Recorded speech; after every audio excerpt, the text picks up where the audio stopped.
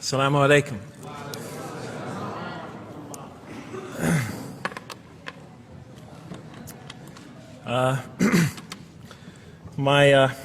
I've come from the University of Kansas.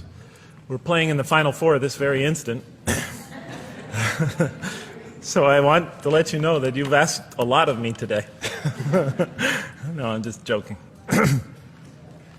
All right, very briefly, I just want to talk a little bit about what the Quran has to say about the purpose of life.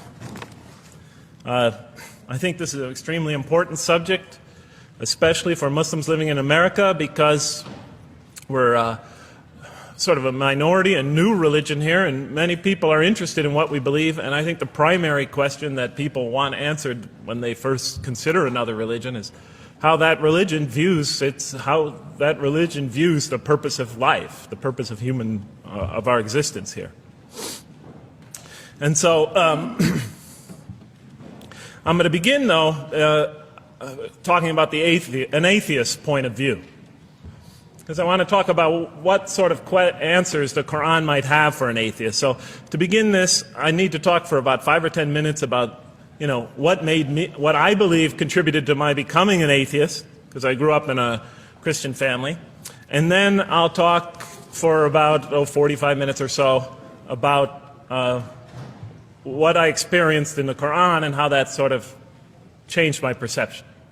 So it's very simple. But my wife always says I should summarize what I'm going to do before I talk, because it's easy to get lost in my speeches. And my wife doesn't have a lot of confidence in my speaking ability. Okay, so let me start out by mentioning that my mother certainly played no role in my becoming an atheist. My mother was a wonderful woman, a beautiful lady. She had tremendous dignity and class. The neighbors loved her. She was a registered nurse, and she put in many extra hours at the hospital. She worked in the ward that dealt with dying patients. And when I would come and pick her up late from work at night, not all the patients, but many of the patients would drag me over and talk to me and tell me what a wonderful woman my mother was. When she died, her funeral was packed, and person after person that came up to me had a story to tell about my mother and her goodness. Time and time again, people described her as, Jeff, your mother is a true saint. She was a deeply religious woman, a great mother, a great teacher, a gentle person. She never cursed. I never heard her curse, swore ever in her whole life. Never heard her speak to anybody rudely or speak about anyone rudely. She was a tremendous example of a truly religious person, and she didn't wear it on her sleeve. It was just slowly but surely you could see it just in her day-to-day interactions with people. My father, on the other hand, was a difficult man. My father, for some strange reason, had this tremendous rage inside him. I don't know where he got it. He had this terrible violence inside him. And every night he would try to quell that violence with hard drinking. And his drinking, though, only made him all the more volatile. Because my father could be laughing and joking one minute, and he could fly into an angry rampage the next for some unexpected reason. You never know what would trigger it. And once he flew into that angry rampage, it would take, he would just go wild in the house. The house would be in havoc. And he would rage on and on and on, and it would take an awful lot of liquor and several hours before he would finally go to sleep. And this would happen night after night after night. And so my 4 brothers and I was the 4th in line. My 4 brothers and I lived a frightening and precarious childhood. But I'd have to say the worst of it was watching my father regularly taunt and threaten and abuse my mother. And it would happen day in, day in, day in, day out, night in, night out. And it was a never-ending nightmare. You see, it's really not so bad when you're the target of your father's violence. You might think it's bad when a child is the target of their father's violence, but it's really not all that bad. At the moment of attack, you're really not thinking about anything except your own survival. When he's firing punches at you or kicking you on the ground or chasing you throughout the house, and when he's threatening you, I'm going to hurt you, bad boy, you're not thinking about anything at that moment except escape. While all that's going on, you're not thinking about the aftermath or consequences, the psychological repercussions or anything like that. And when it's all over, you might even excuse the onslaught because you figure maybe you somehow deserved it. If not for what you did this time, maybe for something you did in the past. You could always put the blame on yourself. But a far worse fear is the terror that overcomes you when you watch your father go after your mother. Because she's the only source of warmth and kindness, of love and protection that you know. And if he were to take that away, from a little boy's standpoint, then you've lost everything. But far worse than the fear is the guilt. And it comes over you from several directions. First of all, there's the guilt that comes at you upon you from the growing antipathy you have towards your father. Because we're taught to love and respect our parents, and we are born with this natural bonding attachment to them. But when you watch something like this happen night after night after night, and this rage is growing inside you, you're being pulled in opposite directions. Then there's also, of course, the guilt that comes when you think that you might be the cause of this night's violence. Maybe something you said or did that you didn't even realize triggered it. Maybe just your father's dislike of you triggered an argument between your mom and him that is now raging on downstairs. But the worst guilt of all, and it is by far the very worst, is knowing that you did nothing to stop your father from hurting your mother. Because while he raged on against your mother downstairs, you hid in your bed and you trembled underneath the covers. Maybe you whimpered and you cried and you put the pillow on your head. And thus, you traded personal respect for personal safety. And with each such incident, you come to realize with ever greater and greater clarity, you come to realize your own weakness, your own impotence, your own incompetence, your own worthlessness, your own cowardice. And the hate grows and festers inside you, not only for the man that you call father, but for yourself as well. It is a terrible, terrible thing to make a young boy choose between his mother and himself. It is extremely unfair. I noticed that tomorrow there's going to be tomorrow morning a lecture about spousal abuse given by Dr. Shaheen Rizwan. I hope you'll all attend it. I think it's a very important subject. When I was little, I used to daydream about life without my father. I just wanted the violence to go away.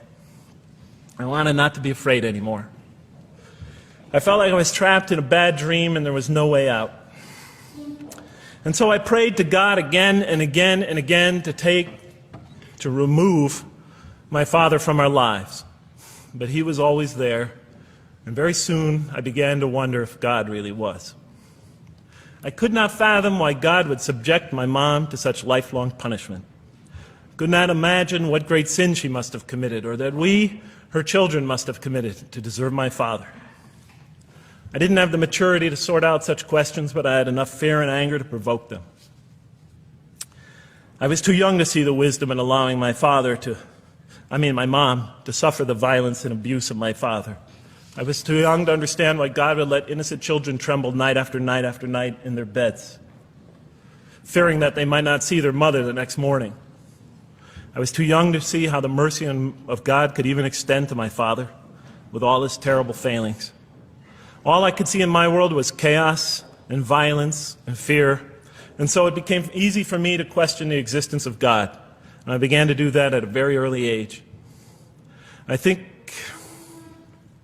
I'll even say that the turmoil of the 60s and 70s that's the age when I was a teenager in the late 60s, early 70s, only reinforced my skepticism.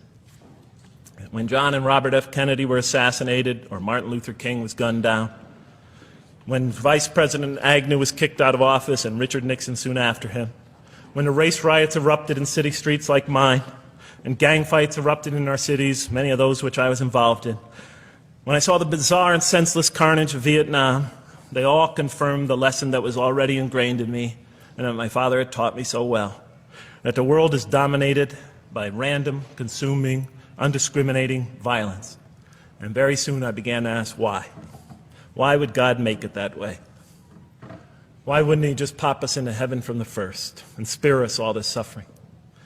Why does he let little children in Vietnam get napalmed and run down the street naked on fire when they had done nothing to deserve it?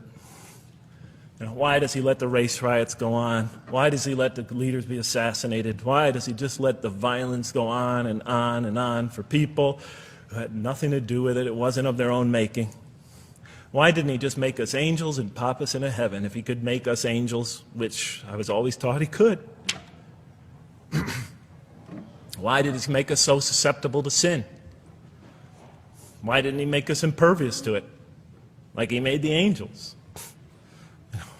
Is this the best world he could create, I thought? Is this the most perfect world he could create for our existence, for our beginning? I just couldn't figure it. And all the explanations I received from priests and doctors and lawyers, from whoever, spoke to me or taught me, they just didn't make sense to me. In any case, so I became an atheist when I was 16, even though I was going to Catholic school at the time. Declared myself an atheist in one class. It was a confrontation between me and a priest. We were talking about God and the purpose of life. And I expressed my views, and he said, well, then you don't believe in God. I said, well, I guess I don't. And then through my junior and senior year of high school, I got an F in religion, even though I continued to do very well on the tests. In any case, when I was 28, to make a long story short, some friends of mine gave me a copy of the Quran. And one night I was sitting in Diamond Heights, my apartment in Diamond Heights in San Francisco. I was working that time at the University of San Francisco. I was 27, 28 at that time, I can't remember. And I ran out of stuff to read, and I took this gift that my friends gave me and I began to read it. And I came to the first verse. Well, I opened the Quran, read the first page, then the second, and then very quickly, in the second surah, about 37 verses into the Quran, I came upon the story of mankind. And I have to admit, I read through it very quickly. It was about 9, 10 verses long, story of the first man and woman. And I recognized some of the details. It was similar to what I had learned when I was a child, but I noticed that there was something wrong. It was apparent to me that whoever authored this Quran, of course I wasn't a Muslim at the time, so I didn't have any idea who that was, whoever authored this Quran clearly did not understand the real meaning of the story, because they had obviously gotten the details confused. They didn't even understand the whole purpose of the story. And so I just read through it once, and then I read through it again, just to try to see what kind of point the author was making, and then I read through it a third time and a fourth, and then I realized this is something strange going on here. I'm going to read this much more carefully. I'm going to need to go through this story line by line, verse by verse, because it's obvious that the author is trying to bring out another point. And I wasn't quite sure what it was, but definitely he packs a lot of meaning into almost every word. And I thought the writer at least seems to have a great measure of brilliance. And so I'll try to sort of take you through what my experience was as quickly as I can. So I came to the 30th verse of the second surah, Surah Al-Baqarah, and it began like this. It said, "Behold, your Lord said to the angels, I am going to place a vicegerent on earth." The Arabic word is khalifa. It means a representative or an emissary of mine. "I am going to place a vicegerent on earth." And they said, the angels said, "Will you place therein one who will spread corruption and shed blood, while we celebrate your praises and glorify your holiness?" And God said, he said, "Truly I know what you do not know." See, that's the verse that hooked me. That's the verse that caught my attention. That's the one that kept on making me read the story again and again and again. Because listen to the way it begins. Behold, your Lord said to the angels, I am going to place a representative of mine on earth, a vicegerent of mine, an emissary, one who acts on my behalf. I thought, that's not the way it goes. You're not supposed to be placing man on the earth in some positive role, some elective office. You place man on earth as a punishment for his sin. Clearly, I knew the author didn't quite get the point. But still, it was an amazing line. But then I come to the next line, and it says, and the angels say, will you place her in one who will spread corruption and shed blood, while we celebrate your praises and glorify you? I looked at it again. I couldn't believe the question. They said, will you place her in one who will spread corruption and shed blood, while we, the angels, celebrate your praises and glorify you? I looked at that and I said, exactly. That would be my question. Why would you create this being, supposedly for some positive role, when he's capable of doing tremendous wrongdoing? When he could spread corruption and shed much blood? Why would you create this violent and pernicious creature when you could create angels? As the angels clearly say, while we, the angels, celebrate your praises and glorify you. They're asking one of the most fundamental questions in the entire history of religion.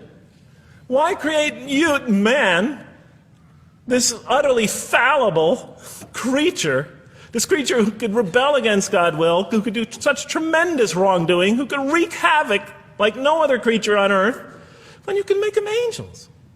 And look where the question is being asked. It's being asked in heaven. It's almost like saying, look, why don't you just make them angels and be up here in heaven with us, you know? Why don't you just make them angels, pop them into heaven, he's fine. Why would you put him on earth where he could feel distant from you, where he could work out his worst criminal tendencies, act them out, feeling somehow independent and apart from you and free to do whatever he wants, when you could just make them angels and put them into heaven and make them perfectly submissive to your will? I looked at that question and said, that's my question. I'm not even a single verse into the story of mankind, and there before me I see my question. That whole question, everything that I ever thought, everything that I ever experienced, everything that I ever knew was in that question.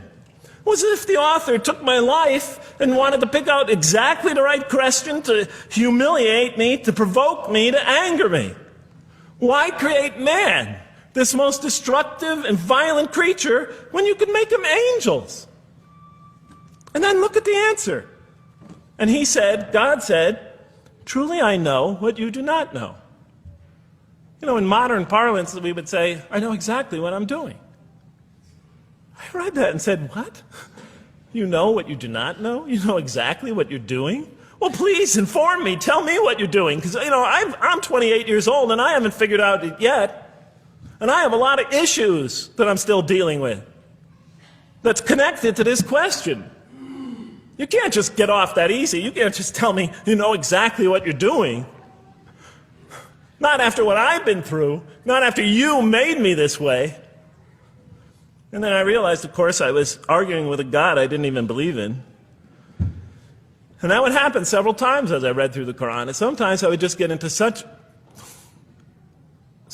agitated by what I read, I'd start arguing with this voice that I'm reading before me, that's calling to me. So we turn to the next verse. It turns out that the Quran just doesn't dismiss the question. It starts to answer it a little bit. And in the next verse it says, and he taught Adam, God taught Adam, the names of all things. And then he placed them before the angels and said, tell me their names if you are right. So this verse is clearly referring to the previous one. But notice what it says. Now, from my own background, I remember Adam naming things, but it wasn't connected to any answer to any philosophical question. But here, notice what it says. And he taught Adam the names of all things. And I realized already, just from the first verse, you got to read these verses very carefully because it's packed with a lot of symbolism and meaning. And he taught Adam the names of all things. So here we see Adam is not only just a creature who knows how to name things, who's acquiring the gift of language, but he's also a learning creature. God is teaching him. Now right here, right in this verse, and it'll come even clearer in the subsequent verses, that the very first thing that the Quran is going to emphasize here is man's intellect. He is a learning creature.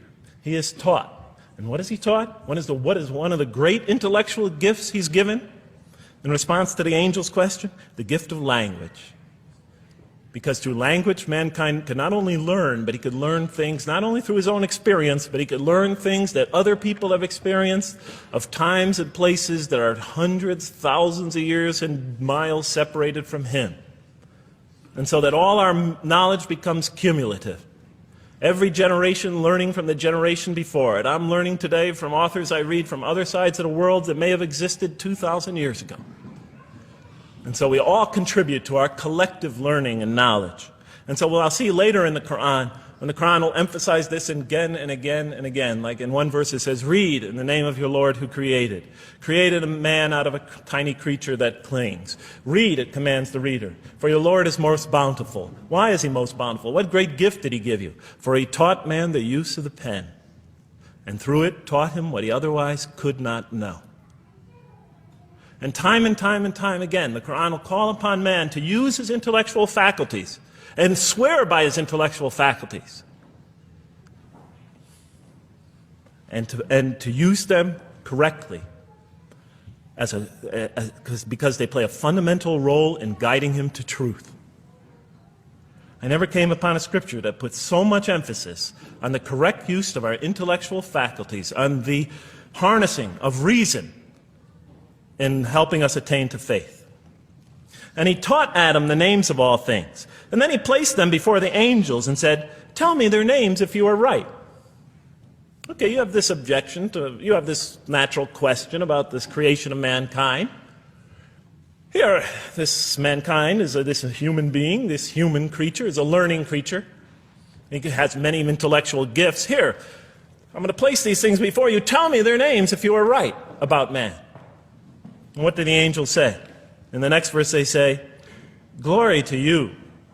We have no knowledge except what you have taught us. In truth, it is you who are knowing, the wise. They say this task, this intellectual test that's put before them is beyond their grasp. Notice what they emphasize. We have no knowledge. This would take knowledge. This would take an intellect that they don't possess. In truth, it is you who are knowing, the wise. You got it. It's easy for you. You're the knowing, the wise. You have knowledge. You have wisdom. But this would take knowledge and wisdom that is beyond us. And so in the next verse we read, and he said, "O Adam, tell them their names." And when he had told them their names, notice how it's just like it's nothing for him. For mankind, he has this phenomenal ability. And when he had told them their names, as if it's just a triviality for man, he names them. "O Adam, tell them their names." And when he had told them their names, God said, "Did I not tell you that I know what is unseen in the heavens and the earth? And I know what you reveal and conceal?" And he's clearly going back to the angel's question. Yes, you have these natural concerns about the creation of mankind. Yes, he could do these evil things. But look at this tremendous intellect he has. This is something you have overlooked, that you haven't considered. And that's clearly the point of these verses. Even though I felt that the author didn't quite, it was as if I realized that he didn't misunderstand the story. He was taking one of the great stories in the history of humankind, one of the fundamental greatest stories in the history of mankind, and molding it and using it as a vehicle for an entirely original message. And God said, "Did I not tell you that I know what is unseen in the heavens and the earth? And I know what you reveal and what you conceal?" In other words, didn't I tell you I know exactly what I'm doing? And then in the next, and did I not tell you that I know what you reveal and conceal? I looked at that. What question what did they reveal and what did they conceal? What did their question reveal and conceal? I thought about it for a minute. Oh, it's obvious. What did their question reveal? You just go back and look at the question. It revealed the sinful and sinister propensities of man. I mean, it's obvious, right? Why are you all looking at me like that? You're starting to scare me. You're all looking very serious. Am I losing you? Wow. Okay. So, they revealed the sinister and evil propensities of man. But what did their question conceal? And all you have to do is think about it for a minute. The human beings, yes, they could do evil. Yes, they could do wrong. Yes, they could create misery. But they could also do exactly the opposite. They could choose to do evil. They could choose to do tremendous good. They could choose to do tremendous violence. They could choose to show tremendous compassion. They could choose to be, to live by falsehood. They could choose to live by the greatest truths. They could be terribly ugly. They could be terribly beautiful. And up until that point in my life, I, like the angels, that only saw one side of the coin. And for the first time, when I read that verse, believe it or not, it was an eye-opener for me. I had always been obsessed with the evil potentials of human beings. When I read that verse, I realized that, and I had a great example right in front of me with my own mom, I realized that I had been blinded by only one side of human nature. So we go on to the next verse. And behold, we said to the angels, bow down to Adam, and they bowed down. But not so Iblis. Iblis is like the father of Satan. Satan's satanic beings, forces, creatures, existences. He refused and was arrogant. He was of those who reject faith. An interesting statement. And behold, we said to the angels, bow down to Adam. And they bowed down. Bowing down could symbolize two things. Bowing down could symbolize the superiority or potential superiority of one being over another. And so they bowed down to them. Bowing down could also mean that they serve that creature in some respect. Of course, the Quran says that all beings serve God. All created beings serve God. But this verse seems to be indicating, and the rest of the Quran will make it clear, that these angelic beings, these angelic entities, will serve the development of mankind. We'll even see later that the satanic beings serve the development of mankind. Both forces, angelic and satanic, will serve the development of mankind. Because one will present man with a choice to do the most altruistic things. The other will simultaneously try to influence man in the opposite direction. And so human beings will be moral creatures, and they'll have to make moral decisions. And it's in those moral decisions that they will grow spiritually and morally as human beings. And they'll take that into the next life. And the angelic and the satanic forces will be catalysts for those moral choices that they make. They will heighten the human being's awareness of the rightfulness and the wrongfulness of the choice he's about to make. And the self, the soul, the nafs, as they say in Arabic, will have to make the ultimate choice between good and evil. And that choice, that test will come again and again and again as human beings either grow or decline. And those tests will come again and again and again to try to help him towards his spiritual evolution, to bring him back, but that choice is ultimately ours. But I'm getting ahead of myself. And so we said to the angels, bow down to Adam, and they bowed down. But not so Iblis. Iblis is Satan, this rebellious force, this evil prompter, the one who whispers into the human heart. He comes into being. And with the introduction of Satan, we have the introduction of evil, that evil influences on human beings. And notice why Iblis does not bow down. He refuses because he was arrogant. You know, we often hear what's the root of all evil? In the West, it's always money, greed, etc. Here the Quran says that, seems to be saying that the root of all evil is not always material wants. It's not always money, it's not always greed. At the heart of evil is arrogance. Putting yourself above all others. Of assigning to yourself special priority and neglecting the rights of others. Of pride and arrogance and envy, the source of evil. He was of those who reject faith. I looked at that verse and I said, okay, I mean, I get why you would create angels, to sort of influence man in a positive direction. But why in this story now are you introducing Satan? What sort of role was Satan play? And then, of course, you just think about it for a minute and you say, yes. The story is telling us that on one hand, we have these magnanimous urgings come from one direction. On the other hand, we have these satanic urgings coming from another direction.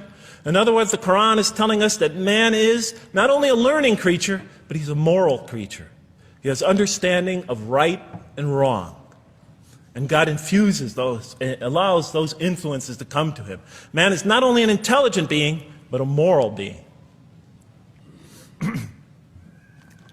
And so, the Quran is not all that difficult to understand. You just sort of read it, I found, and you just sort of follow your nose through it and see what it's saying. I'm sure as most of you in this audience know.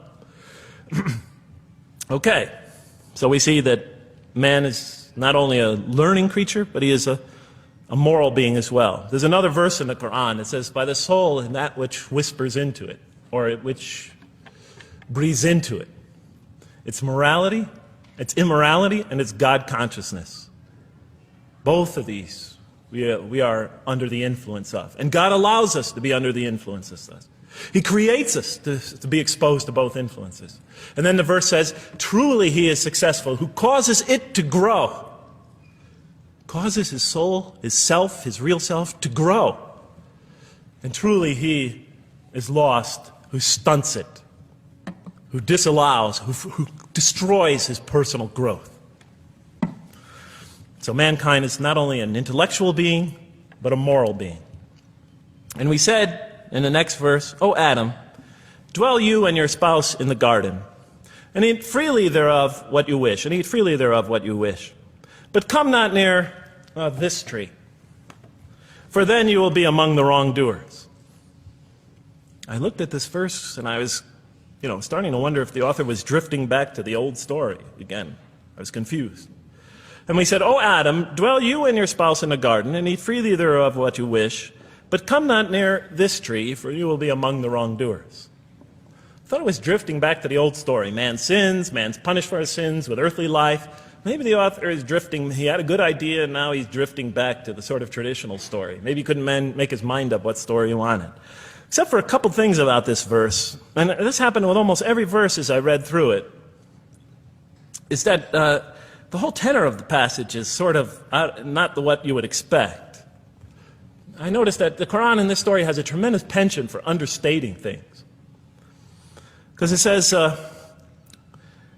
and said to Adam, dwell you and your spouse in the garden, and eat freely thereof what you wish, to Adam and his spouse. But come not near this tree, for you will be among the wrongdoers. I mean, there's no sense of God being threatened by the possibility of man eating from the tree. In this story, we don't see in this verse, we don't see that God is nervous at the prospect, that he's threatened by the prospect, that he's anxious about it. The tree that he picks, it seems like he's just picking out any tree. Nothing special about the tree. Go not near this tree, for you will be among the wrongdoers. Satan will later come to him and tell him it's a tree of eternal life, of a kingdom that never decays. Turns out to be a complete falsehood in his part. Nothing special about the tree. It's just a tree. God's not nervous at the prospect at all. In the tradition that I came from, God is threatened by the prospect. He has to put an angel with a fiery sword by to protect the tree, so that mankind never goes next to it again. I'm not putting it down, I'm just pointing out the difference of the story. They're both beautifully told. But he has to guard the tree. Why? Because if they eat from it, they'll become gods like us. This man, he already has a rebellious nature. Can you imagine if he eats from this tree? Can't let him get near that tree. But here, just, calmly says, but if you do, you will be among the wrongdoers. God is not worried about himself. It's just warning man, making it clear that if you do this, you've committed a wrongful deed. Again, the whole tenor of all these verses that you read through it is God knows exactly what he's doing. Okay, next verse. But Satan caused them to slip and expelled them from the state in which they were. And we said, go you all down, some of you being the enemies of others, And on earth will be your dwelling place and provision for a time. What? I said. I mean, I was expecting now the rage, the anger, the violence, the jealousy. That's what I was expecting. Okay, they eat from the tree. Where's the rage, the violence? I'm going to punish you now. You're going to sweat on earth. And you're going to suffer, and you're going to stub your toe, and you're going to work, and you're going to labor. And you're going to die there for what you did. And where's the woman? All right? And the woman, right? She's the one who's going to suffer the most, right? She'll have to suffer labor pains and monthly cycles, right? And bleeding and crying out when her children come into the world. And she'll scream out. And worst of all, the greatest humiliation, the man will rule over her. When he's obviously her intellectual inferior, because she and Satan seduced him, and he just bumbled along and committed a real, wrong deed. Well, I don't mean to make light of it, but the story is obviously different, though. No threat here. As a matter of fact, look at the way it says, "O Adam, dwell you and your spouse in the garden, and eat freely thereof what you wish. But come not near this tree, for you will be among the wrongdoers." Then they make the mistake. But Satan caused them to slip and expelled them from the state in which they were. And we said, "Go all you down, some of you being enemies of others, will be adversaries of others. Some of you will be adversaries of each other, and on earth will be your dwelling place and provision for a time." This is not a deity losing it. If you look at it, on earth will be your dwelling place and provision for a time. Well, it's not the words of a God that has lost, that is really extremely upset. On earth will be your dwelling place and provision for a time. When I walked into the hotel today, and they said, and it's this nice one up here, I don't know the name, I can't remember the name of it, but it has a continental breakfast. And they said, your room will be room 111, and there's a continental breakfast in the morning. I didn't say, I didn't think they were mad at me. Because he said, you're going to sleep here, and this is going to be your provision in the morning. Oh, thank you. But notice something else about this verse. When you read these verses for the first time, I don't know, maybe I'm nuts, and many people think I am. But when you read these verses for the first time, this is just so much that catches your attention. But Satan caused them to slip. I remember, I couldn't get that verse out of those words out of my head. Satan caused them to slip. To slip? The greatest sin in the history of the human race, and it's called a slip? In my culture, slip means, you just momentarily, for a fraction of a second, you lose your focus. It's not a big deal. My Uncle Bob used to always say to me, "Jeff, I'm sorry I'm 5 minutes late, I slipped up." The understanding is it's no big deal. It's just a slip. That's what we say when we make a minor mistake. I slipped up. Don't worry about it. Never happen again. A slip, I said? Momentary loss of focus? The greatest sin in the history of humanity? Why we're all here? Why we're all suffering? Why we experience death? A slip? I didn't believe it. I went to my Arabian friends at that time. I didn't know any Arabic. They came to this verse. We went through it line by line. I said, now don't change any words. Just read them one at a time. But Satan made them, and I said, okay, this one right here. What does it mean? Tell me what that means. They looked at it, it says, slip. Slip. And expelled them from the state in which they were. A slip, I thought? But then maybe I was trying to force the traditional understanding, the traditional interpretation. Maybe it was just a slip. After all, they didn't commit murder. They didn't commit robbery, rape, pillaging, assault. They ate a couple of pieces of fruit. It's not the greatest sin in the history of humanity by any means.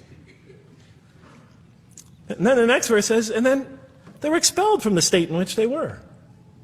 Well, what state were they? Let's see now. Let's go back from where we started. First, mankind is being taught. We see he's an intellectual being. Then we show he's a moral being.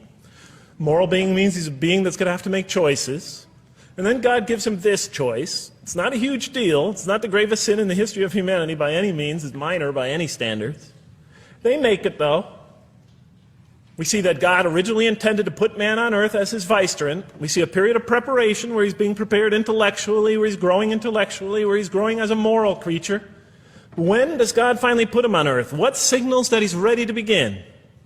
He makes his first independent choice. It's not the worst deed in the history of humanity. It's minor on anybody's scale, but it shows that mankind is ready to act on his own, to be his own, to make his own choices, that God has empowered him to make choices, and he's ready to make them and carry them out, and see them most often to their expected ends, if God wills. And that seems to be the only real significance of it. But I thought, maybe I'm getting this wrong. Maybe God just blows off into an angry rampage the next verse. So I look at the next one and it says, and then Adam received words from his Lord. And then God turned to him mercifully. For he's oft returning, ever merciful. Well, if I had any doubts up till now that God is not enraged by what this has happened, that God hasn't prepared mankind for this choice, for what was eventually going to happen, that all this was preparation for mankind to begin his earthly sojourn in this famous allegory. If I had any doubts before now, I had them, certainly didn't have them after reading this verse. This verse is entirely consoling, reaching and merciful, reaching out to mankind in mercy. Mankind goes to earth.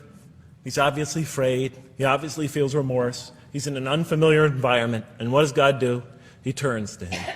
He turns to him. In Arabic, the word has the meaning of like a father turning towards an infant or a child or somebody, or a parent, a mother turning towards her child. And he turns to him mercifully, for God is oft returning, ever merciful. And Adam receives words from his Lord. What kind of words? Probably words of consolation, words of hope, words tell him not to be scared. And in the next verse we see those are exactly the type of words that Adam receives. He says, go down, Adam and his spouse. Go down from this state, all of you together. Repeating that again, just so that we know that this is not a punishment here.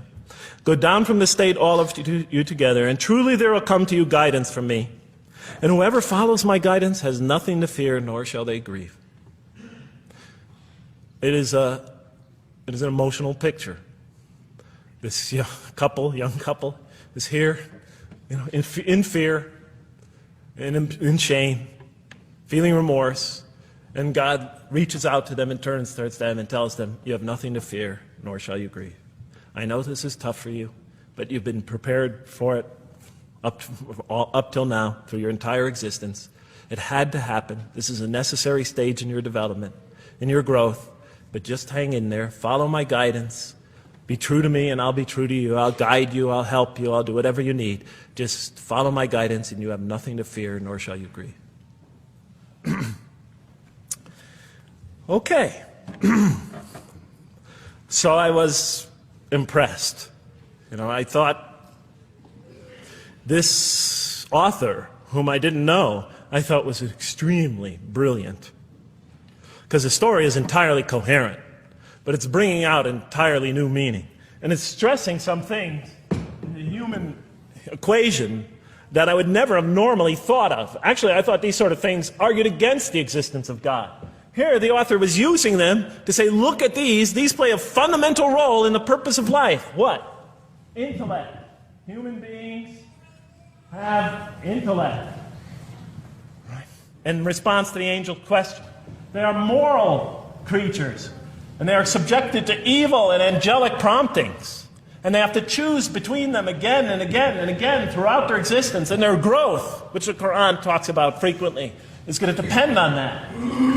We're here to grow, as we will see. But it emphasizes choice. Human beings are creatures of choice.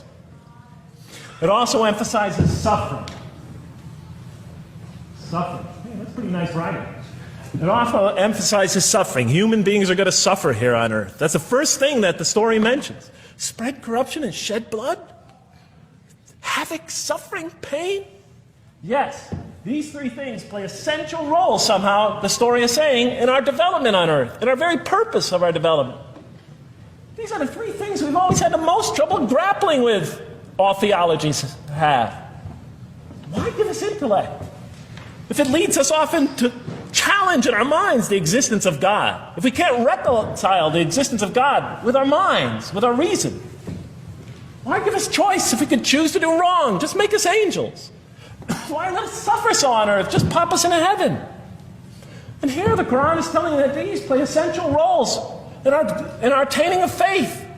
Not only these, of course, it also mentions guidance, God's forgiveness, revelation, etc., angelic forces, satanic temptation. It mentions all these other things as well, but these three essentially really caught my attention. I never expected that these three things would be emphasized. And so as I read through the Quran, I looked, anytime I saw anything that seemed to relate to this, I would write down notes and underline it. You know, and I would walk up and down in San Francisco with my pen as I'm walking, because I like to walk about 7 miles every day, and I'd be underlining.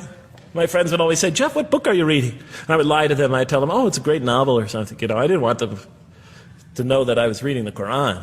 I think they thought I was going nuts.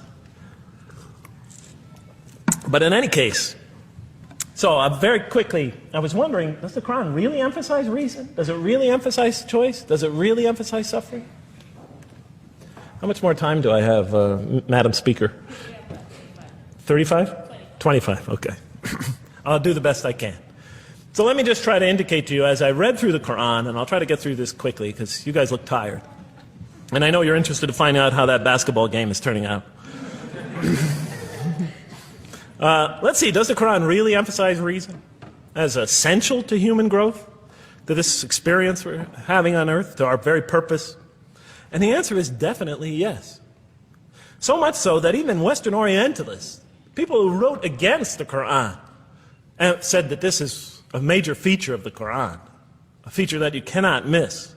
Henri Lemens, writing in the early part of this century, one of the famous Orientalists, you know, who wrote very much against Muslims, hoping to unseat them from their religious belief.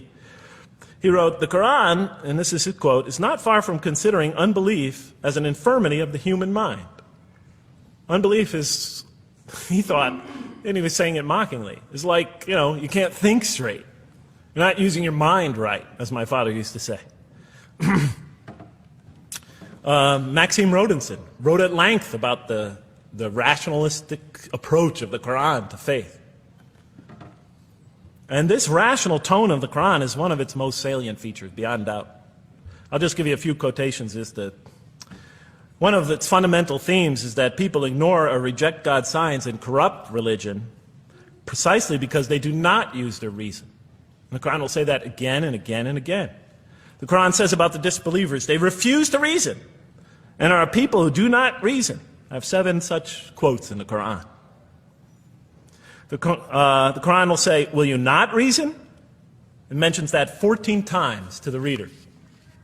God reveals signs and lessons and admonitions so that, and this is a quote from the Quran, perhaps you will finally use your reason. There are 8 such statements in the Quran. From the Quran's viewpoint, reason and faith are allies, just as illogic and false belief are allies. And it clearly sets the conflict along these lines. It says the right way has henceforth become clear from error. Those who benefit most from the Quran are persons of insight. 16 such statements in the Quran. Firmly rooted in knowledge, 8 such statements. Use their reason, 10 such statements. Stand on clear evidence and proof, 7 such statements. Those who oppose this revelation are deluded, 9 such statements. In manifest error, 28 such statements. Ignorant, 15. Foolish, 3. Have no understanding, 9. Only follow surmise and conjecture, 9. And blindly adhere to tradition, multiple times. It states that. In an almost Socratic style, the Quran repeatedly quizzes the reader and calls into question his or her assumptions. Again and again, it asks us, what do you think? 18 such statements. Have you considered this or that? 13. Did you suppose? 7. Sounds like a math teacher. Do they not ponder? 2 such statements. Do you think? Do you even think? 18 such statements. The message is clear. To gain truer faith, we need to free ourselves from inherited notions and examine our beliefs rationally. Learning plays a key role in human development.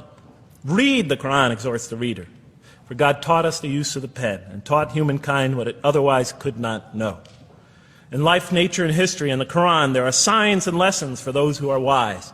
There are 21 such statements. The Quran states over 100 times that it has been revealed to make things clear. I thought the author of this Quran must have had strong mathematical insight, a natural mathematician. All throughout, when I was reading, I was trying to imagine what he must have been like. God teaches humanity both directly and indirectly, and sometimes so subtly that we are unaware of his instruction. Thus he tests us in multifarious ways. Of course, I just want to make it clear, Muslims believe God himself is the author of the Quran. Sometimes I give this speech and people come away and ask me, Jeff, who is the author of the Quran anyway? But I didn't know. So I was just trying to figure it out. Repetition is indicative of the importance given to certain ideas. It should be observed that the Arabic word for knowledge in the Quran, ilm, appears 854 times in the text in its various forms. It's one of the most frequently occurring words. So the Quran really does put great emphasis on reason in our spiritual quest. Does it put great emphasis on choice? Well, here's what it has to say. Let there be no compulsion in religion. The right way is henceforth clear from error. It's a choice, and it must be freely made. And it's a choice between correctness and error, between right and error, between reason and falsity. Had God willed, he could have indeed guided you all, it says in the Quran. I went, why not? I thought. Why not just guide us all? Why let some of us choose to go this way and that way? The Quran was constantly provoking me as I read it. Do not the unbelievers know that had God willed, he could have guided all mankind? Oh, do not the believers know that had God willed, he could have guided all mankind?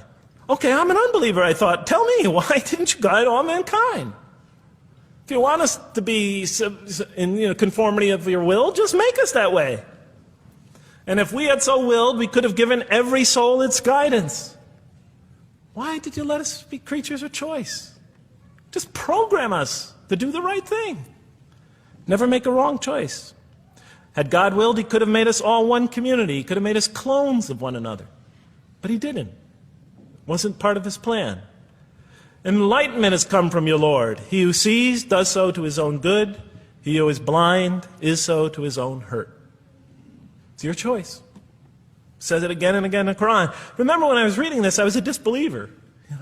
And this scripture is constantly reminding me, it's your choice, Jeff. It's no compulsion in this. It's your choice. It's up to you. You're probably not reasoning correctly here. Think a little harder. Come on, try. It's just a few more steps. And whoever is guided is only to his own gain, and whoever is stray, I am only a warner. It's your choice. We have revealed to you the book with the truth for mankind. He who lets himself be guided does so as for his own good. He who goes astray, it's to his own hurt. It's his choice. There are many, many such references. I'll stop there. But you get the point. The Quran clearly emphasizes that choice plays a key role in our development. But what about suffering? Suffering's the biggie, right? That's the real major question. What does the Quran have to say about suffering? Because every religion deals with suffering in a different way. It's either something you have to be saved from, and so some religions stress salvation, or it's something that you have to sort of transcend through meditation and training, so you can sort of not feel it so much, get above it and beyond it. Some religions see it as primarily punishment. Some of the more ancient religions see it as the result of the precarious and whimsical, control of many gods working against each other, playing with human beings. Different religions have dealt with it in different ways. But almost all of them, I would indeed say all of them, have sort of seen it as something not so good. Well, let's see what the Quran has to say about it. Something to be avoided, to transcended, to be saved from. The Quran says just the opposite. You are going to experience it. You will suffer in this life. And it plays a fundamental role in your development and your growth and in what you are to become. This scripture didn't just say you're going to experience it. It said you should embrace it. You should struggle through it. Your life should be a struggle, it says. It should be a jihad. Yeah, right? But that's what it says. Jihad means struggle. When the Quran most says jihad, it's very seldom, it's most often not in the context of fighting. Qital is the Arabic word for fighting. But it says even in the Mecca verses, long before Muslims had to defend themselves against their oppressors, it mentions that you have to struggle in the path of God. With the Quran, it even says. Struggle in the path of God with this Quran. Life is a struggle. It says in one verse, most assuredly we will try you with something of danger and hunger and the loss of worldly goods, with the loss of your lives and the fruits of your labor. Most assuredly we will try you. It's not just talking about evil people, good people. But give the good news, the glad tidings. Be happy for those who are patient in adversity and suffering. Good news, I thought? Doesn't the author understand the terrible effects of suffering? Give the good news to those who are patient through adversity, who when calamity befalls them say, truly unto God we belong and truly unto Him we shall return. In other words, that this could benefit them. It was a remarkable statement. Here's another one. Do you think that you can enter paradise without having the like of those who passed away before you? And the next verses start to explain these people were good people who suffered terribly. Do you think that you could enter paradise without going through the same? Why, I thought? Why do we have to suffer in life? Misfortune and hardship befell them, and so shaken were they that the apostle and the believers with him would exclaim, when will God's help come? These are good people. When will God's help come? Oh, truly, God's help is always near. You will certainly be tried in your possessions and yourselves, the Quran tells the reader. You're going to face hardship. It's guaranteed. Every soul must taste of death, and we try you with calamity and prosperity, both as a means of trial. And to us you are returned. You are going to have hardship here. There is going to be no heaven on earth. This environment is made to be an environment of adversity. It is made to be an environment where you have to work, where you have to struggle, where you have to strive. And it plays a key role. Oh man, truly you've been toiling to your Lord in painful toil, but you shall meet Him. You're toiling, yes, but you shall meet Him. We certainly created man to face distress. What, I thought? We certainly have created man to face distress. You made us to face distress? Does he think that no one has power over him? Sometimes people get, so down, they just think, this can't be a God. Look how I'm suffering. He will say, I have wasted much wealth. Some people just become totally devoted to worldly aims. Does he think that no one sees him?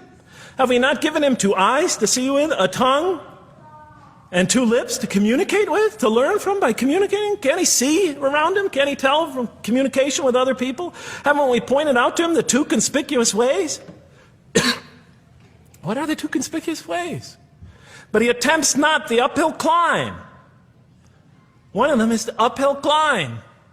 And it says this is the way you should be pursuing. And what will make you comprehend the uphill climb? It is to free a slave, or to feed in a day of hunger, an orphan nearly related, or the poor one lying in the dust. Then he or she is of those who believe, and exhorts one another to patience, and exhorts one another to mercy. You have not attained to faith until you struggle the uphill climb. It's telling us you should pursue the uphill climb. What is the uphill climb? Reaching out to your fellow man who suffers. To feed the poor one. But help the poor soul that's lying in the dust. And all over the world there are people in that state. And we watch the news as if it's just entertainment. And the Quran tells us this is something you should involve yourself in. That is the road that you should travel. It describes a successful life as an uphill climb.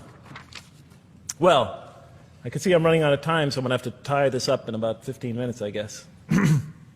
But definitely the Quran emphasizes these three elements in the human drama.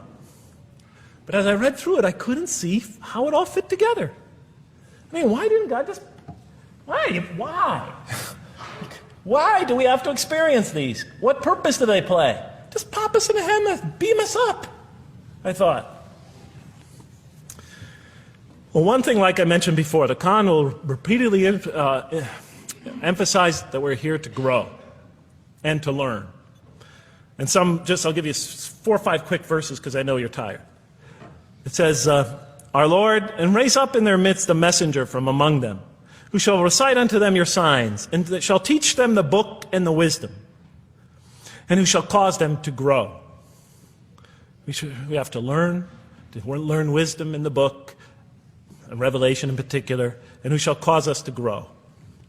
And we have sent among you of yourselves a messenger to recite our signs to you and to cause you to grow. Truly God was gracious to the believers, this is in the 3rd surah, when he raised up from among them a messenger from themselves to recite his signs to them and to cause them to grow. It is he who has sent among you, who has sent among the unlettered people a messenger from among them to recite his signs and to cause them to grow. These are all distinct references. Just 2 more. There are many more. And the soul and that which breathed into it, its immorality and its God consciousness. He is indeed successful who causes it to grow. And he is indeed a failure who stunts it. And in the 92nd surah, Surah Al-Layl, it says, Far removed from it will be the righteous who give his wealth that he may grow. So the purpose somehow is to grow. We're in a growing, learning, developing experience. We weren't just created when we came into the world. This is actually a stage of our creation. Just as our development in the womb was a stage in our creation, our essential stage in our physical creation, this is an essential stage in our personality creation, in the creation of our real being. That which we take into the next life, our essential selves. We've gone from the physical creation in the womb, primarily physical, now to the human creation, the personality creation in this stage. I thought maybe I'm, projecting my own neurosis into the scripture. Maybe it doesn't really emphasize that life has a purpose. But time and time again I would find it does. For example, just quickly it says, Those who remember God standing and sitting and lying down and reflect upon the creations of the heaven and earth and say, Our Lord, you did not create all this in vain. You did not create all this in purpose. Just when I was starting to think, maybe the Quran really doesn't state a purpose of life. It really doesn't mean there's a real purpose of life. Maybe I'm reading into it something that is there. I would come upon verses like that would force me to just read a little further, make me think, well, maybe it's just around the corner. We have not created the heaven and the earth and whatever is between them in play. If we wished to take a sport, we could have done it by ourselves, if we were to do that at all. God doesn't create to satisfy his whims or fancies or entertain himself. Do you think that we created you purposely and that you will not be returned to us? It says in the 23rd surah, the true sovereign is too exalted above that. In the 44th surah, we did not create the heavens and earth and all that is between them in play. That serves a purpose. Now, what sort of purpose can it possibly serve? So I tried to, apparently the Quran speaks about believers and those who are the rejectors. You have the believers on the one hand, the rejectors on the other. Now apparently God has created us to be believers. So I tried to study what the Quran has to say about the believers, and it's a natural thing to do, to see what it wants us to become, if it has anything to do with these essential elements that it stated. I mean, it's a natural way to approach it. I think you agree. Do you agree? Somebody nod your head. That's what I say to my math students. Just one head nod is enough for a mathematician. Get one head going, okay, I did my job. Okay. So, how does the Quran describe the believers? What are they supposed to attain to? What is their ultimate thing that they're supposed to get? What are they ultimately supposed to achieve? And it's very clear when you read the Quran that what they will achieve in this life and will experience to so much greater degree in the next is they will experience a relationship of love with God. They will turn to God in love and God will turn to them in love. In the Quran, God's mercy, compassion, forgiveness, kindness, beneficence, warmth, generosity, all the things we normally think associated with God are freely given to all mankind. But when the Quran speaks of God's love, we would normally think of that as God's love. But when the Quran speaks about God's love, it's talking about something very special. His love is always presented as a relationship between two. If we do not turn to God in love, then we just receive His mercy, forgiveness, kindness, beneficence, warmth, generosity, all those wonderful nurturing things, His nurturing, and we reject it. And so we never really experience that love, because we never really turn to it and open ourselves up to it. It is always there for us, but unless we enter into that relationship, that love, that give and take, that relationship of love is never develops. We reject it, and that's what the word kafir means. It means to reject, to turn your back, to ignore, to throw something, a gift that someone gives you behind your back. And so the Quran tells us that the believers will experience this sublime relationship of love. It says, "Yet there are men who take others besides God as equal, loving them as they should love God. But those who believe love God more ardently. Say, if you love God, follow me, and God will love you and forgive you your faults, for God is the forgiving, the merciful. O you believe, if any from among you should turn back from his faith, then God will assuredly bring a people He loves and who loves Him." And throughout the Quran, I'll mention time and time again that God loves the believer. God loves this type of person. God loves that type of person, and so forth and so on. So it's quite, and I'm trying to pick the speed up here, so you'll have to excuse me for that. But it is apparent from the Quran that one of the purposes of creation, maybe the essential purpose of the creation, is to produce from this subset of humanity that will freely enter a relationship of love with God. They will not only experience the beauty of other relationships in their lives, but this love that they will experience with God is the sublime experience that they will enjoy. Not only in this life, but infinitely greater in the next, when all the distractions, all the masks are stripped away. Okay, I thought, you created us to love you, for us to turn to you in love and to experience your love, to receive and experience your love. But why do you need these? Just pop us into heaven, love us, and make us love you. Program us to love you. You'll make my dog love me. Do the same sort of thing. I kept on coming back to the same issue. Just do it. Okay. Still couldn't see it, and I was almost through the Quran, and I thought either I'm dumb or this scripture just never really got to it. Okay, so I didn't give up. I thought, okay, what's the next natural thing to do? Okay, so we're here to develop this relationship of love with God. The Quran tells us that, if we are believers and we do good, we'll experience great joy and peace in this life, not only through our relationship with God, but through complementary relationships with all the people around us, and this world will be a one for us of peace and serenity, even though we have to struggle and survive and suffer. But I couldn't see, how this all tied in with this suffering business, and why He couldn't just put us into heaven. So what's the next natural thing to say? Okay, so we're created to have this relationship of love with God, to enter this relationship, to experience and receive all that He has to offer us. So the natural thing to do is to study the two partners in that relationship. What does the Quran have to say about us, the believer? What does it ask of him and her? What does it require of them? And then what does the Quran tell us about God? And then is there some essential nexus, some essential connection between them, and does it have anything to do with these? Because if the Quran doesn't show that, then the essential link that links all this together, that pieces it all together, is missing. And as I thought to myself, whoever this author is, and by now I knew he had fantastic genius, even though he came from the primitive confines of the most backward, most uncivilized sector of humanity, of people that had no literary history, really, to speak of, no great works of literature, no scriptures that preceded him, even though he came from the desert of culture, even though this came out of that environment, and the mind behind it had to be tremendously and phenomenally genius to come out of that surrounding and produce something like this. If that essential link was missing, I knew that, he was great, but, and extremely great. But, what do you expect? How could anybody answer those questions? Nobody in the history of humanity has been able to answer them. Okay, so I thought, first I'll see what the Quran has to say about the believers. What does it require of them? Then what it has to say about God, and see if there's some essential link. Are you following me?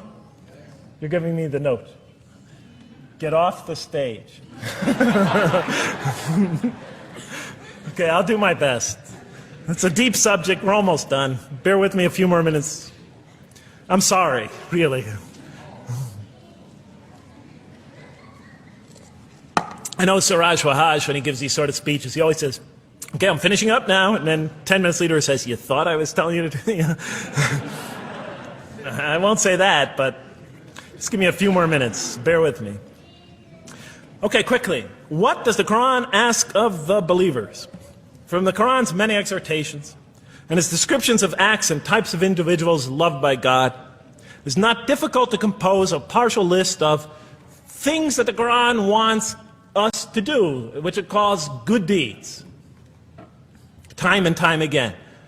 To believe in God, to have faith in God, to have a relationship with God, and to do good. So what does it describe as these good deeds? Well, as I read through the Quran, it says that, can I take this away?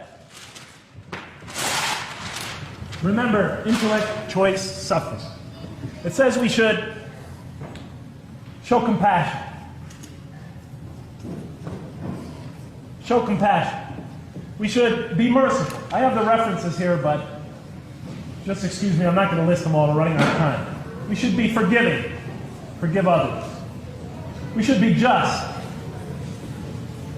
We should protect the weak and defend the oppressed. Defend the oppressed. We should seek knowledge and wisdom. Knowledge, wisdom. Bear with me, ladies and gentlemen. We should be generous, truthful, and we should be peaceful. And we should love our fellow man. Love others. I'll just give you one verse because I know we're running out of time, Madam Speaker. Truly those who believe and do good will the most merciful endow with love. And to this end we have made this scripture easy to understand in your own tongue, so that you might convey a glad tiding to the God-conscious and warn those given to contention. So, to this end we have made this easy to understand, so that we'll learn to love others. Okay, that's all I'll say about that. I would like to say a lot more, but I don't have time. Now, what does the Quran tell us about God? You have to realize I'm just about through with the Quran here, my first time reading it. And now I was really caught. I searched my head. What does the Quran tell us about God? It tells us nothing could be compared to him. That he's outside anything that we may compare to. That our definitions do not encompass him. That our reason cannot comprehend him. That he is transcendent and we are finite. That he is immortal. He transcends time and space and we are bound by it. That he is immortal, we are mortal. He is uncorporeal, we are corporeal. That we have no way of comparing ourselves to him. Nothing could be compared to him. I thought, oh my God, I'm so close and yet so far. Because I'll never understand the essential link between us and God and why these three things fit into place. Because the Quran tells us that we could never really quite understand God. Or at least that's the way I thought. And so I put down the Quran when I had finished it. And much to my dismay, I was honestly disappointed because I thought The author made a brilliant try, but he never quite made it. And so I was sitting in front of, about 3-4 weeks later, I was sitting in Diamond Heights in my apartment watching a football game, I think it was. And you know, sometimes things just slip into your minds when you least expect them, and I'm sitting there watching it, and all of a sudden into my mind came a thought. And I said, wait a minute. The Quran does tell us so much about God. It tells us again and again and again, but somehow I just missed it. Just skimmed over it every single time. Because if you turn to almost any page, if you turn to the beginning of any surah, you could see time and time again essential information about God that I just thought was sort of a literary device, something to make it just sound more beautiful. Because if you turn to the beginning of any surah, you'll see the words Bismillahir Rahmanir Rahim, in the name of God, the most merciful, the most compassionate. If you read almost any passage, long passage, when you come to the end of it, it's punctuated by dual attributive statements like God is the merciful, the compassionate, God is the forgiving, the gentle, God is the kind, the protector, God is the generous, the truthful, God is, and so forth and so on. There are tens of thousands of such references in the statements in the Quran. What the Quran defines as God's most beautiful names, His attributes of perfection, repeated again and again and again on almost every page. And as I sat there, sitting by the television, I started to jot them down in my, on my little piece of notebook there. Same notebook I used to jot these down before. And I began to list from my own mind the attributes of perfection as I remembered them. And they were, God is the compassionate. God is the merciful. God is the forgiving. God is the just, the protector, the defender of the oppressed and the weak, the knowing, the wise, the generous, the kind, the truthful, the loving, the peaceful, the source of all peace, the truth, and so forth and so on. Every item I had listed in my list for the qualities that we human beings are supposed to develop, the Quran was telling me had its infinite source and perfection in Allah, in God. And then all of a sudden all the pieces fell together. Then I suddenly saw it, as I see most of you probably see as well. That now, suddenly it all began to make sense to me. In what way do I say that? Well, it was now obvious why we had to develop these qualities. It was now obvious how these things on the floor here fell into place. And I'll just say it clearly. We're here to develop a relationship with God, to become closer to God. But how can you become closer to God when He's transcendent and you're finite, when He's immortal and you're immortal, vice versa? When He's immortal and you're mortal, when He's unbound, fettered by time and space, and you are, and so forth and so on. How can you become close to that one? If I want to become close to you, I need to have something to share with you, something that we have in common. So for example, if I want to come close to this young man here physically, I'll approach him, because we both have bodies, and I can position my body closer to him.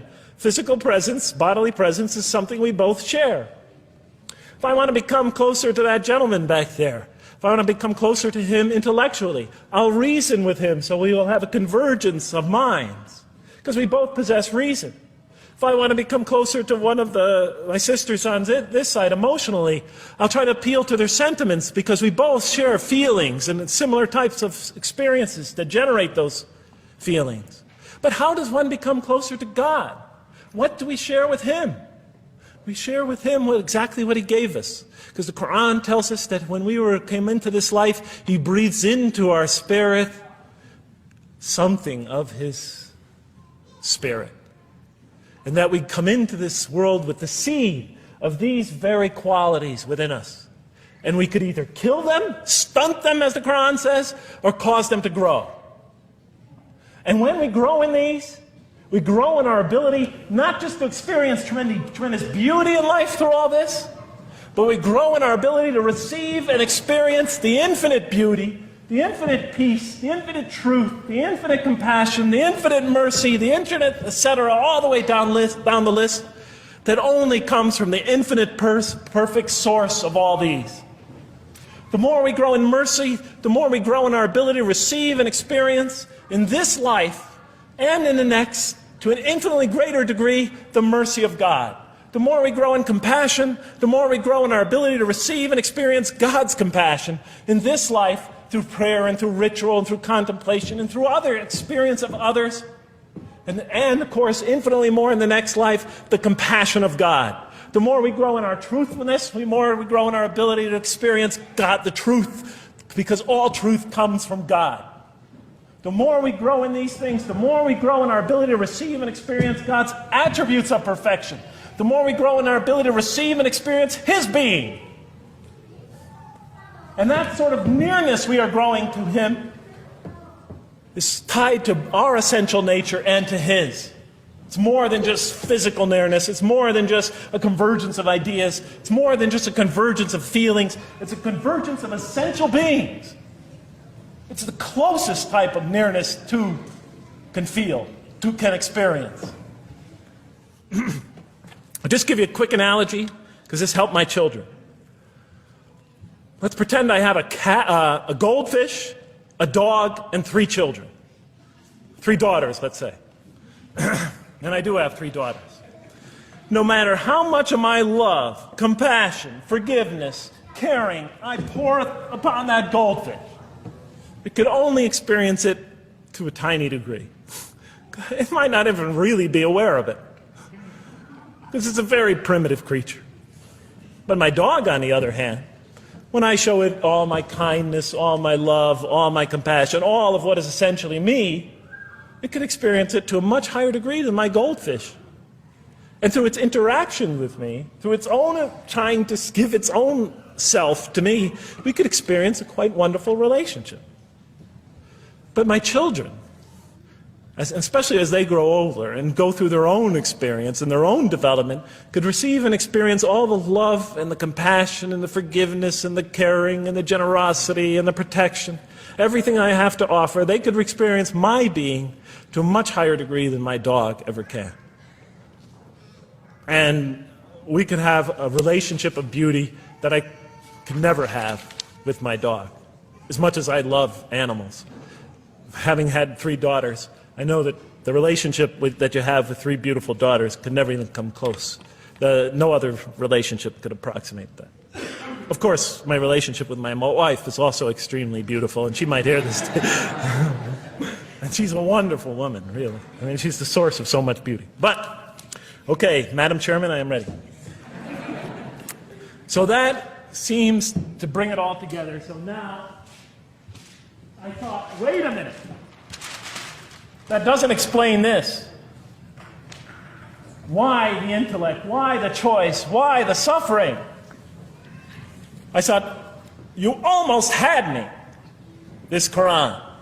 You almost duped me. You almost tricked me, seduced me into accepting this philosophy. But wait a minute. What about intellect, choice, suffering? Why do we have to experience these? Why couldn't you just programmed us to be merciful, compassionate, forgiving, etc.? Why do we have to go through all this? And then, of course, the answer came to me as quickly as I thought of it. So we are creatures, and we grow, and we become. And yes, and you can make us anything you want, but you can't contain any of those attributes I listed without these 3 things. In mathematics, we try, 3 premises that go into, proving a theorem. We try to see if we could take one of them away, and if it's essential. And all 3 of these are definitely essential. For example, you could program a computer never to make an incorrect statement, but it doesn't become a truthful computer. Never heard anybody say to me, Jeff, this Macintosh is the most truthful computer I ever saw. If it's programmed, it's not truth. You could program a CAT scan to help the sick, but it doesn't become compassionate. Never heard a doctor say, Jeff, if you want to see a compassionate CAT scan, you come right over here. Right? Because all those things, compassion, forgiveness, truth, caring, love, all are born out of choice, suffering, and reason. In order to do a compassionate deed, when we consider reaching out to someone in compassion, that person, first of all, that's inconceivable without the presence of suffering, an environment where there's suffering. And when we decide to help them or not, we reason in our minds, what is this going to require of me? It's going to require some suffering on my part, some in my giving of myself. And without that mental process, it doesn't become a compassionate deed. And if it isn't by choice, it's not a compassionate deed. It's that choice that makes it compassionate. Same thing with truth. Truth is a choice between telling the truth or not telling the truth. Oftentimes we tell it when we're at risk to our own personal loss. The more suffering that might come out of that choice, the greater is the truth behind it. The greater an act of truthfulness. And all the time we have to weigh the consequences of that choice. If I tell the truth there, my teacher's going to give me an F. If I don't tell the truth, I might get an A. We weigh it in our mind. Last example, the famous wedding vow. Do you take this woman to be your wife in sickness and in health, for richer or for poorer, until death do you part? What are they asking us?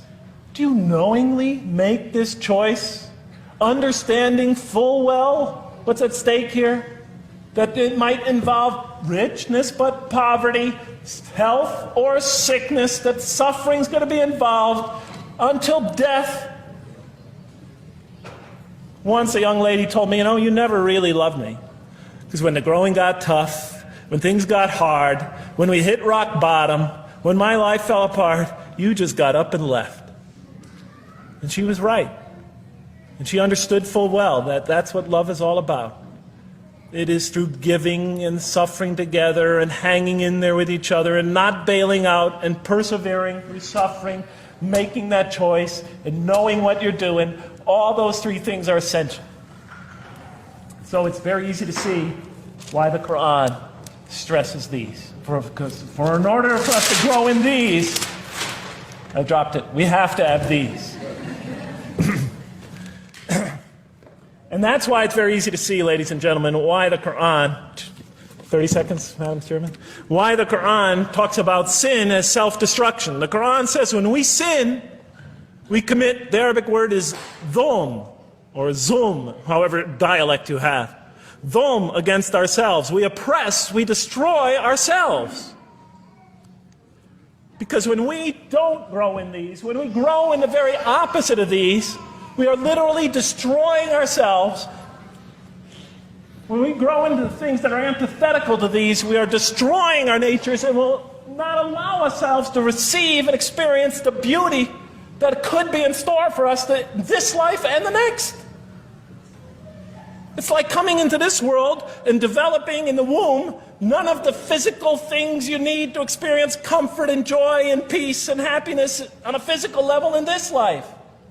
It's as if you're coming into this life and you've destroyed yourself physically somehow in the womb, and you came into it and you had nothing to protect you from the cold, from the heat, from the harshness of the elements, from germs, from disease, nothing to protect you, nothing to satisfy, give you the ability to satisfy your thirst or your hunger, nothing for you to experience any physical comfort. This is all that matters as we go into the next life. If we don't develop these through our relationship with God, our very purpose of our being, then we will experience terrible suffering in this life, worse than if we came into this life in a physical state that didn't avail us of any of the comfort of this life. And so it'll be worse than fire. It'll be worse than endless fire. It'll be worse than the worst hell we could possibly imagine. So the Quran tells us, that yes, when it talks about heaven and hell, it's used very powerful symbolic language, but what it essentially is telling us is imagine the greatest joy and wonder and peace and serenity you could ever experience, and that's what's open to you on the one end. But on the other end, imagine the most terrible suffering that you could possibly bring on yourself, and you could also do that to yourself as well. It'll be worse than anything you could have ever imagined. So, and it's, the Quran tells us that God says on the day of judgment, I did not harm you in the least. You destroyed yourselves. And it could say that in total objective truth. And that's why the Quran, well, I think I'll leave it at that because Madam Speaker is about to shoot me. I still have other things to talk about, but I want to find out how that basketball game is going.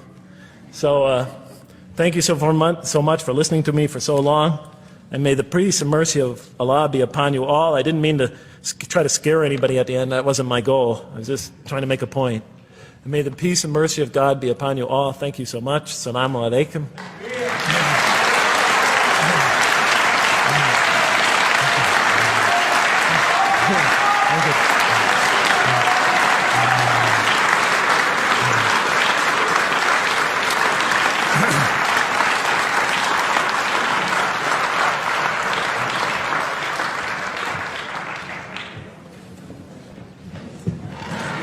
All right, we'd like to thank Dr. Lang for that very heartfelt, very long